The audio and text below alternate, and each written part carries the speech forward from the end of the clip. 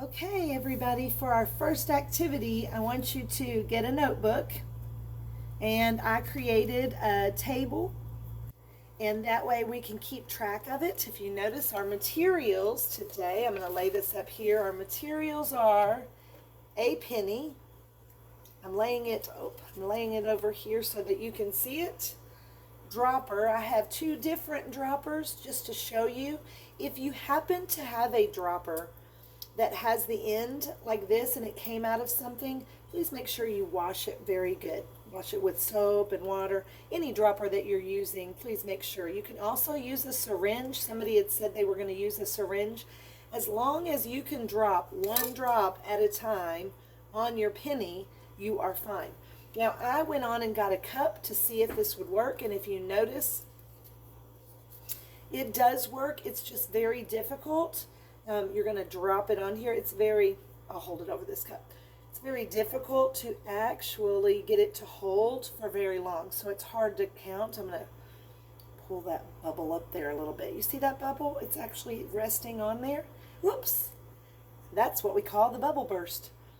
So that's your materials. You can also use a plastic bag. Now, this is one that I used from Valentine's for last year, but it did work. I took a little hole and I didn't cut it, I pierced it actually with a little pin, and I pierced a hole, and then it will actually drop out. Now, I can't do it right now because I have water all over me, but it will actually drop out on that. So those are helpful ideas for if you do not have a dropper. Okay, so what I'm going to do is I'm going to set my notebook up here so that you can kind of see what my plan is and where I'm working. Grab your dropper, okay, either one you want to use or whatever you can use to drop one drop at a time on top of your penny. Now I'm going to do the first trial and show you what you are expected to do. After this, you can do as many trials as you want. The objective in the end is to see how many drops that you can actually balance on the top of your penny. An extension of this project would be you could start with the penny, and then you could even move up to a dime, nickel, and a quarter. And as long as you're reporting in your notebook what you're using, then you can report what your drops are as well. So let's get started. Here we go. I have my dropper full. I have my penny on a white paper towel just to be able to show you when it does burst. So you're balancing the drops of water. I have 1, 2, 3, 4, 5, 6, 7, 8, 9, 10. I am very much on the edge. Let me see if I can hold this. It is, oh no, I'm not going to be able to. So, hold on. It is on the edge. This bubble is on the edge. If I move this, it will be what we call a bubble burst in the penny experiment. So I'm going to go ahead and show you what a bubble burst is, because that is when you are ready to track what you have put on your dropper or on your penny, all right? So a bubble burst is when it actually leaves the penny. I'm going to poke it just so it'll show you for the first time. Oh, of course, it's not going to do it now. I can't get my penny to drop. So I'll add some, oh, there it is. Now see how that burst, and it actually went all the way around the penny. But up until that point, my drops of water were holding on the top of that penny.